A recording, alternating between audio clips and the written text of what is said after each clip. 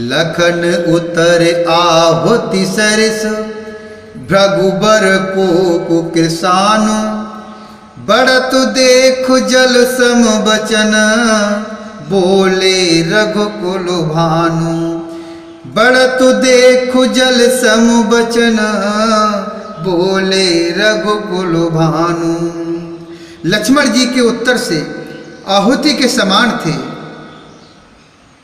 परशुराम जी के क्रोध रूपी अग्नि को बढ़ते देखकर रघुकुल के सूर श्री रामचंद्र जी जल के समान शांत करने वाले वचन बोले।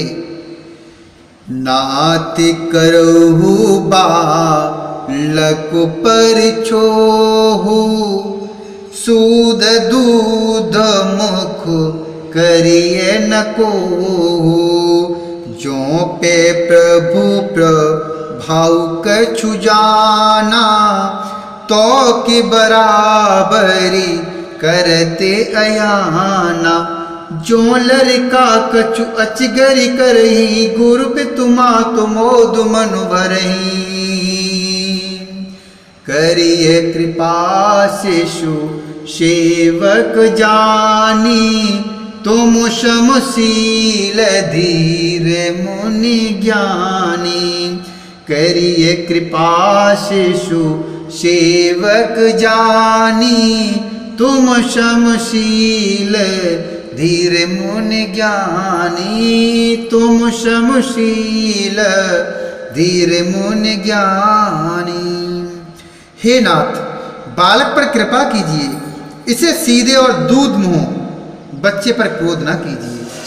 यदि यह प्रभु का अर्थात आपका कुछ भी प्रभाव जानता तो क्या ये बेसमझ आपकी बराबरी करता। बालक यदि कुछ चपलता भी करते हैं तो गुरु पिता और माता मन में आनंद से भर जाते हैं। अतः इसे छोटा बच्चा और सेवक जानकर कृपा कीजिए। आप तो समदर्शी सुशील धीर और ज्ञानी मुनि हैं। राम बचन सुनी कछु को जुड़ाने कहे कछु लखनु बहुरे मुस्काने। हसत देख नख शिखिर सुव्यापी राम तोरु भ्राता बड़ पापी। गौर शरीर श्याम मनु माही काले कूट मुख पै मुख नाही। सहज टेढ़े अनु हरई न तोही नीचु मीचु समु देख न मोही। सहज टेढ़े अनु हरई न तोही नीचु मीचु समु देख न मोही। श्री रामचंद्र जी के वचन सुनकर वे कुछ ठंडे पड़े। इतने में लक्ष्मण जी कुछ कहकर फिर मुस्कुरा दिए। उनको हंसते देखकर परशुराम जी के नख से शिखा तक सारे शरीर में क्रोध छा गया। उन्होंने कहा, हे राम, तेरा भाई बड़ा पापी है। यह शरीर से गोरा पर हृदय का बड़ा काला है। यह विषमुख है, दूध मुंह बच्चा नहीं, दूध मुंह नहीं, स्वभाव से ही टेढ़ा है, तेरा अनुसरण नहीं करता, तेरा जैसा शीलवान नहीं है। यह नीच मुझे काल के समान नहीं देखता। लखन कहे हंसे सुनऊ मुनि क्रोध पाप कर मूल। जे बस जन अनुचित करही चरहि विश्व प्रतिकूल। लक्ष्मण जी ने हंसकर कहा, हे मुनि सुनिए, क्रोध पाप का मूल है। जिसके बस में होकर मनुष्य अनुचित कर्म कर बैठता है और विश्व भर के प्रतिकूल अर्थात प्रतिकूल चलते अर्थात सबका अहित करते हैं। मैं तुम्हारो अनुचर मुनिराया परिहरि को पुकरिए अबुदाया। टूट चापो नहीं जुरिय रिसाने बैठिए होए पाए पिराने। जो मत प्रिय तो करिए उपाय जोरिए को बड़े गुनी बुलाई। बोलत लख नहीं जनकु डेराही मष्ट करऊ अनुचितु भलु नाही। बोल तुलख नहीं जनकु डेराही मष्ट करऊ अनुचितु भलु नाही। मष्ट करऊ अनुचितु भलु नाही। हे मुनिराज, मैं आपका दास हूँ, अब क्रोध त्याग कर दया कीजिए। टूटा हुआ धनुष क्रोध करने से जुड़ नहीं जाएगा। खड़े खड़े पैर दुखने लगे होंगे, बैठ जाइए।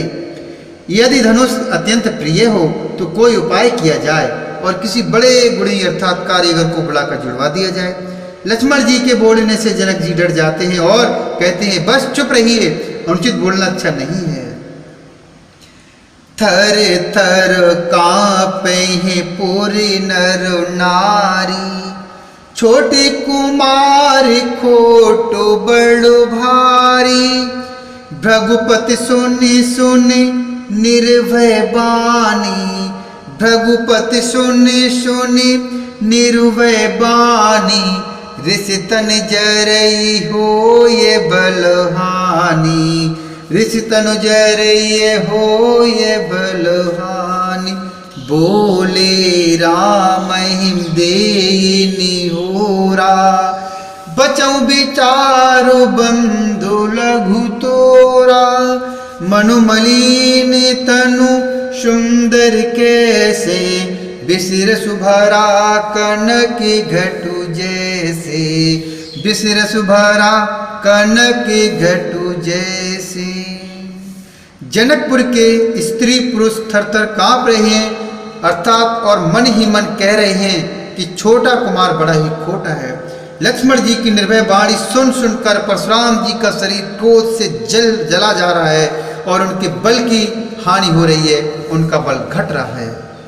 तब श्री रामचंद्र जी पर एहसान जानकर परशुराम जी बोले, तेरा छोटा भाई समझकर मैं इसे बचा रहा हूँ।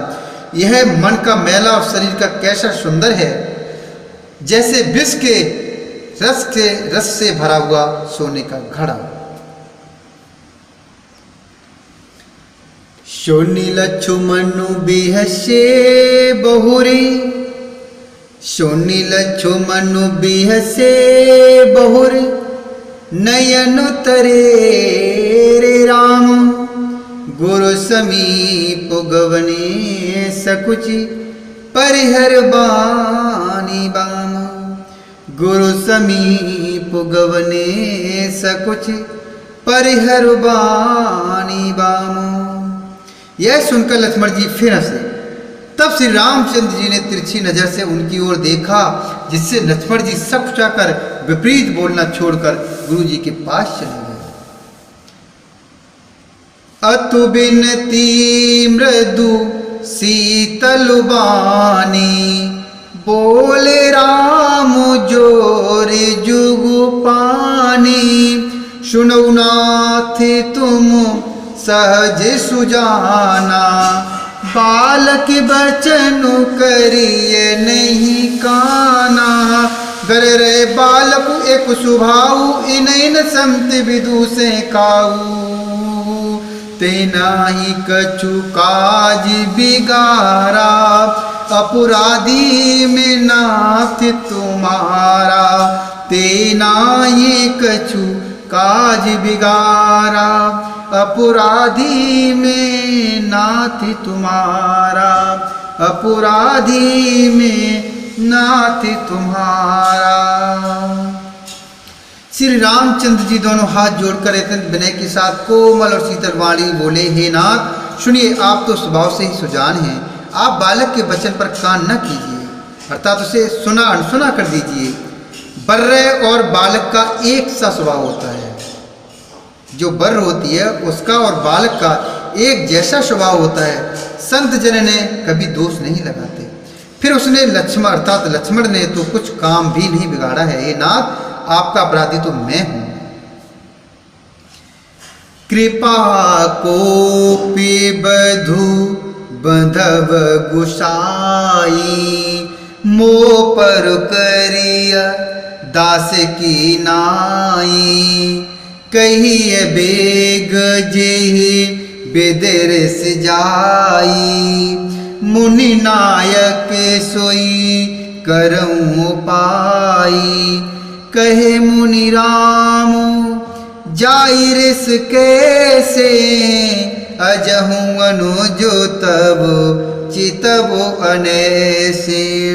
एक कंठ कुठारु नदीना, तो में काह को पुकर कीना।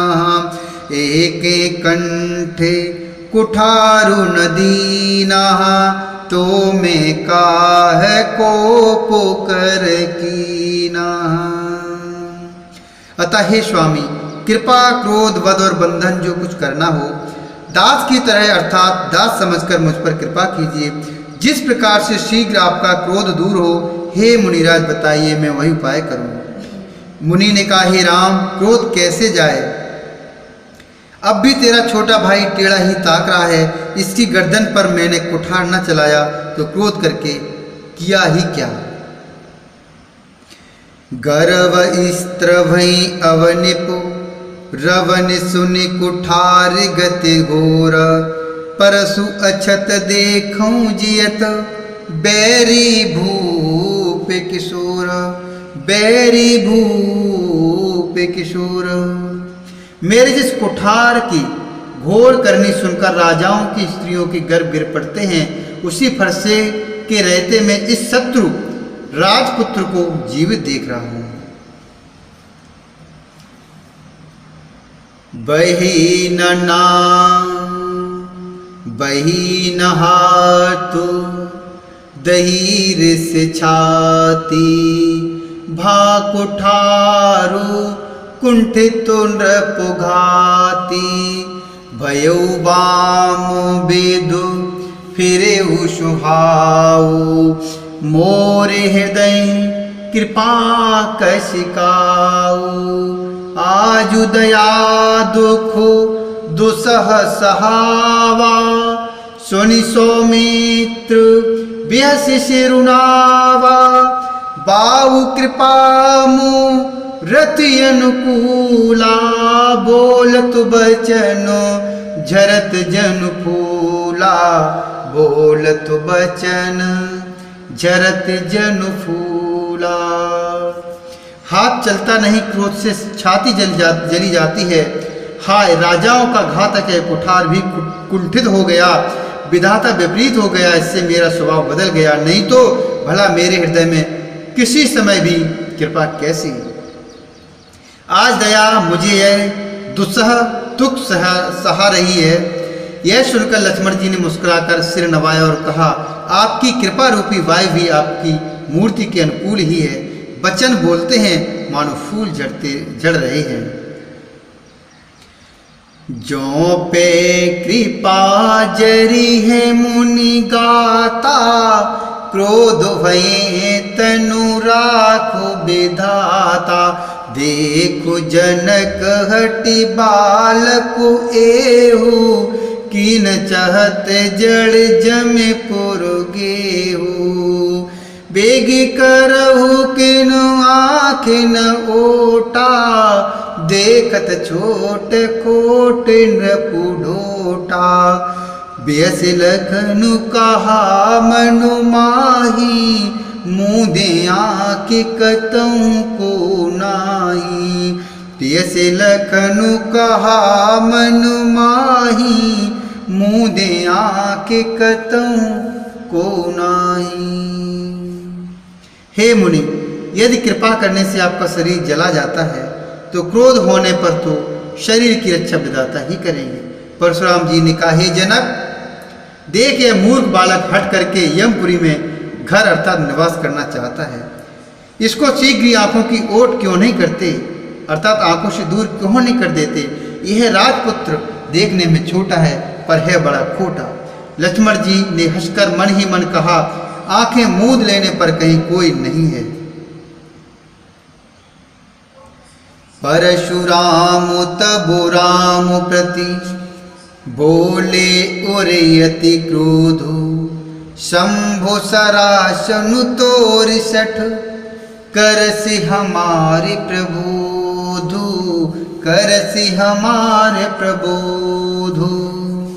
तब परशुराम जी हृदय में अत्यंत क्रोध भरकर श्री राम जी से बोले, हे अरे शठ, तू शिव जी का धनुष तोड़कर उल्टा हमें को ज्ञान सिखाता है।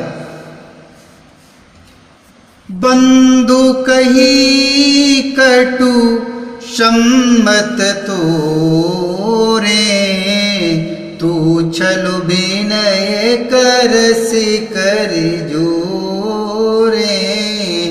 करु परितोषु मोर संग्रामा, नाहित छाड़ी कहावऊ रामा, नाहित छाड़ी कहावऊ रामा। तेरा यह भाई तेरी ही सम्मति से कटु वचन बोलता है और तू छल से हाथ जोड़कर विनय करता है। या तो युद्ध में मेरा संतोष कर, नहीं तो राम कहलाना छोड़ दे। छलु तजी करहि समरुषि विद्रोही, बंधु सहित न तमारऊं तोई। भृगुपतु बकहि कुठार उठाए, मनु मुस्काहि राम शिर नाये।